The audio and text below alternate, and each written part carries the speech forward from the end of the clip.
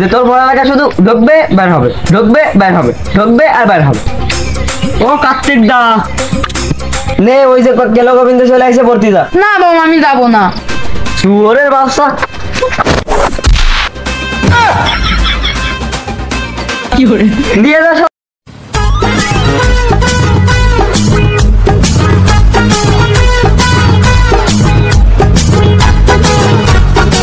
আরে খগেন দাদু যে এই 700 হলে তুমি কোহানে দিছো? বন্ধুরা দেখো ভুল হয়ে গেছে, ওটা তখন মাফ করে দাও। তুমি তো চোখ থাকতেও কানা, চোখ কি তোমার বাল ছিটতে দিয়ে আইছে নাই? চোখ কি তুমি বাড়ি খেতার তলে থইছি? কি রে তোরা 7 সকালে শেষ আসছিস? আরে স্যার যে ভালো আছেন? দেখেন স্যার 7 সকালে এসে আমার সাথে ঝামেলা করতে চাইছে। সারা তো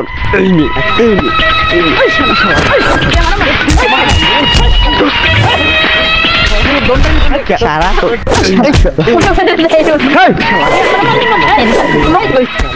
7 সকালে নরম নরম এই গরম গোল ফেরে বইটা ভরাই খায় না। হ্যাঁ, ইনি হচ্ছে সেই গেল গোবিন্দ। পড়ালেখার কেউ না, সবসময় গল্পের বই হাতে থাকে। কি জানে কি বুঝিস না, আগে বাপ ভাবতে আমি বড় হয়ে প্লেনের পাইলট হবো, আর মা ভাবতো আমি বড় হয়ে ডাক্তার হবো, আর এখন আমি এই যে হলদির বাগান পরিষ্কার করে বেড়াচ্ছি। ওই পড়ালেখার বয়সে গাড়ি মারে গেলে কি হবে? ঠিকই কইছিস রে বন্ধু, ওই বয়সে পড়ালেখা না করতে কি ভুল করেছি আমি। এই ভুলটা আমি আমার ছেলেরে করতে দেবো না। ওরে আমি অনেক লেখাপড়া শেখাবো, তারপরে ডাক্তার ইঞ্জিনিয়ার বানাবো। তাও তোর সে মাঠে ঘাটে কাজ করে বেড়াতে হবি। এই সারা গেল গোবিন্দ, কথাবার্তা ঠিক করে কবি তো, মাথা মাথা ঠিক আছে তো? আমার ছেলে চাকরি পাওয়ার পর কি আমি মাঠে ঘাটে কাজ করবো নাকি? আরে আগে পুরো কথাটা শোনো। বইয়ের পরামর্শে বৃদ্ধ মা বাবাকে বের করে দিল ছেলে। আরে কপালে যা লেখা আছে তাই হবে, তাই বলে কি ছেলেটাকে মানুষ করবো না? হ্যাঁ, সে কথাটা তুমি বলতে পারো, বাট তোমার ছেলে কোন ক্লাসে পড়ে একটু বলবো আমাকে?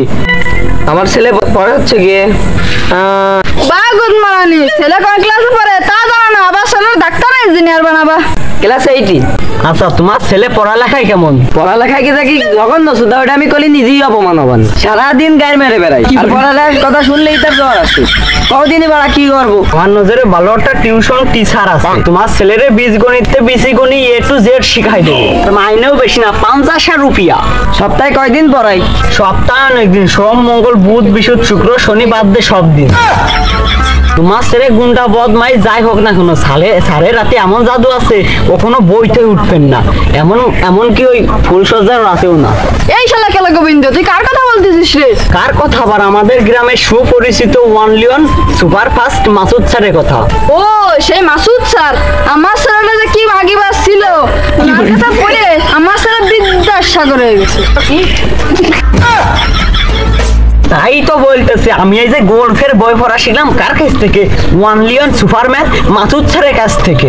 ও আচ্ছা, তাহলে তুই একটা কাজ কর, কালকে সকালবেলা আমার বাড়ি পর গিয়ে আমার ছেলেটাকে নিয়ে মাসুদ স্যারের কাছে একটু ভর্তি করে দিয়ে। কালকে তোমার একটু কাজ ছিল, অভিনানে মনে করি। আরে তুই যা না, আমার প্রতিদিন জন থাকে বলে আমি যাচ্ছি। নাই তুই 200 নিস কেন?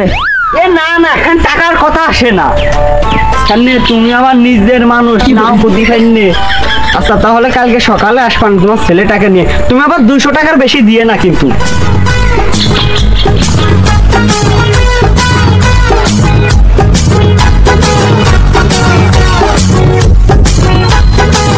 শোন বাবু, তোকে আজকে এক নতুন স্যারের কাছে পড়তে যেতে হবে।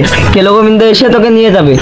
কিন্তু আমি তো চাইনা ম্যামের কাছে পড়তাম, তুমি আবার অন্য স্যার ঠিক করলে কে? মনে হয় চাইনা ম্যামটা কি ঘোরা পড়াই, ওটা আমি নিজেও বুঝি না। সারা বছরে 33-এর ভিতর 3ও পাও না। বাবা তুমি ভুলেও চাইনা ম্যামের নামে কিছু কবা না, উনি আমাদের যথেষ্ট চেষ্টা করে শিক্ষিত করে দেন। আমরা এবার অশিক্ষিত মূর্খ, আমাদের মাথায় কিছু ডোহেই না। এবার তোরে আমি এমন স্যারের কাছে পাঠাচ্ছি যে তোর পড়ালেখা শুধু ঢুকবে বের হবে, ঢুকবে বের হবে, ঢুকবে আর বের হবে। ও কার্তিক দা, নে ওই যে কেলো গোবিন্দ চলে আসে ভর্তি যা। না বাবা আমি যাবো না। শুয়োরের বাচ্চা। কি করে দিয়ে যা শালা কেলো গোবিন্দ, স্যারকে বলবি ওকে নুনুবাজে সব জায়গা খেলাতে। নট কার্তিক দা, তোমার ছেলে সেই দিনই বাড়ি ফিরবি, ওর প্রত্যেকটা গিরে অঙ্গ প্রত্যঙ্গতে নিউটনের সূত্র বসবাস করবে।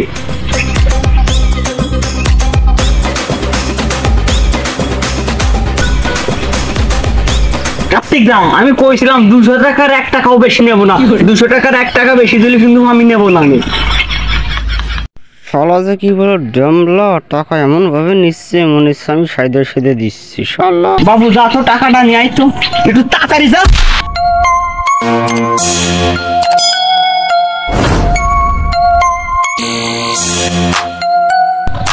তুমি এসে যত নষ্টের গুড়া যা শালা, আমি আবার কি আনলাম? তুমি কেলে টের পাইছ না শালা, খেলা সাথে বোকা শুধু হাম্বা।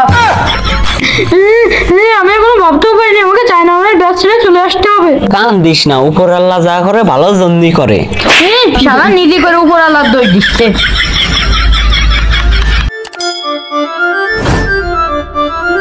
এই রে সামনে ম্যাডাম রে, আল্লাহ আল্লাহ খালি ম্যাডামের চোখটা পার করতে পারলে হয়।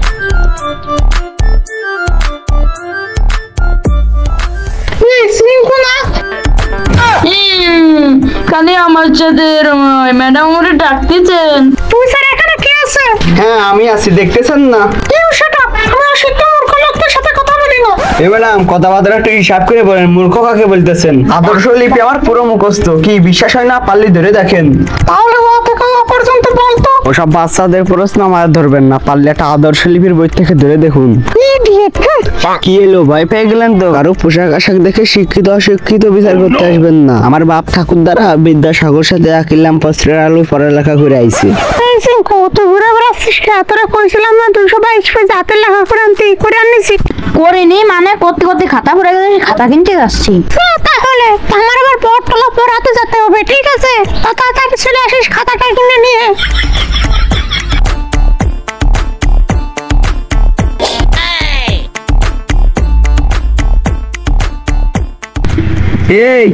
এই দুই অধস্যার আবাদে তোরা কি সবাই হাতের লেখা করে আনছিস তো? জি স্যার।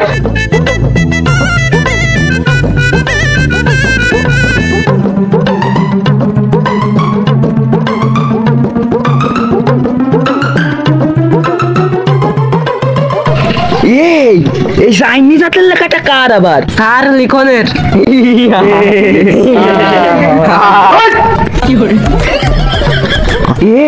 এই চাইনিজ হাতের লেখা তোর? তুই যে সময় এমডি গেলে দিস সেই সময় তো চিটিমিটি দিলি, এবার আসে টাইপ সি পুরো। এখন আবার এরকম চাইনিজ হাতের লেখা?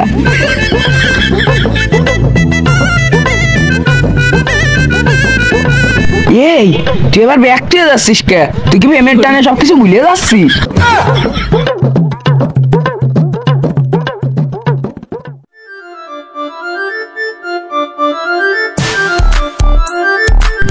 অস্থির, অসাম, ভেরি বিউটিফুল। এতের লাইট আবার কার? স্যার আমার। সাব্বাস, গুড। বাবু একটু পড়ে শোনাও তো।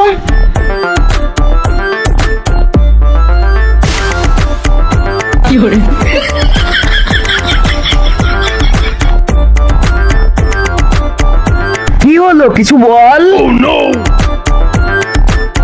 মানে শুভম স্যার। বাবা কি গুরু দক্ষিণা ছাত্র আমার, তা সবাই একটু পড়ে শোনা। স্যার একবার কবি তো পারেই না। বাহ, নিজে লিখিস নিজেই পড়তে পারতেছ না।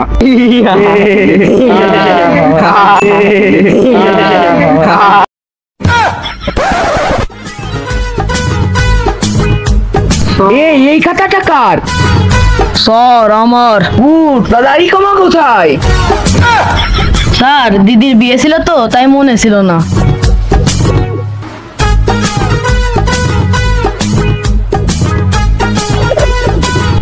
নে তাহলে সবাই এবার বইটা বের কর। এই তাহলে আমি এবার একটা প্রশ্ন করি, বলতো একটা ডিম সেদ্ধ করতে যদি 5 মিনিট লাগে, তাহলে 30টা ডিম সেদ্ধ করতে কয় মিনিট লাগে?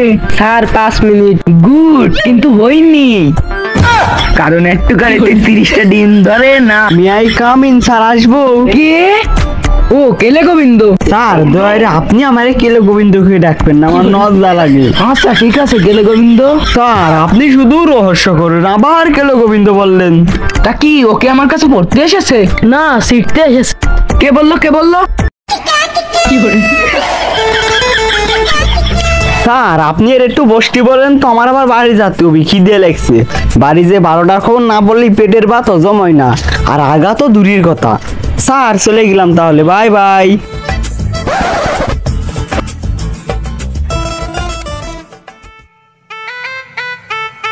এ বাবু তোর নাম কি? চিঙ্কু। এর আগে কার কাছে পড়তি? তাই না ম্যামের কাছে। আমার কাছে আইছিস কেন? আপনার কাছে কে এসেছে? বাবাই তো বড় জোর করে পাঠিয়েছে। স্যার আপনার খালি অপমান না হলে ভালো লাগে না। এই তুই অপদার্থ জায়গায় যে বই, এবার বইটা বের কর। কি হলো? এই বল তো, ইতিহাস মানে কি? স্যার আমি পারি। বল। স্যার রাজাস পাতিয়াস সেরম ইতিহাস। সাব্বাস, সুজায় দাঁড়া। সত্যি স্যার? রাস্তার কাছে যায় 365 বার গান ধরে উঠবস করে আইগে। স্যার আমি বলবো। বল। স্যার আমাকে বাড়ির পাশে ইতিহাসে ওদের মেলা রাজহাঁস আছে, এই নিয়ে ইতিহাস। দেখ তো কি গুরু দক্ষিণা ছাত্র আমার, এ কি বালজল বললো কিছুই বুঝলাম না। স্যার আজকের মতো মাফ করে দেন। এর আগেও তুই আরো অনেকবার মাপ চাই ফেলছিস অলরেডি। কুত্তার লেস সোজা হয়, তা তোর লেস কোনো সময় সোজা হয় না।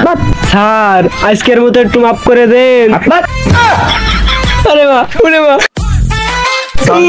স্যার আসতে। স্যার উড়ে উড়ে উড়ে উড়ে উড়ে। স্যার তুই আমারে মারলি, পথে ঘাটে পাবার নাই, ইট দিয়ে মাথাটা পাই দিবানি। স্যার ও হলো আমার জান প্রিয় পানের বন্ধু। স্যার ও না থাকলে আমিও থাকতে পারবাম না। চলে গেলাম।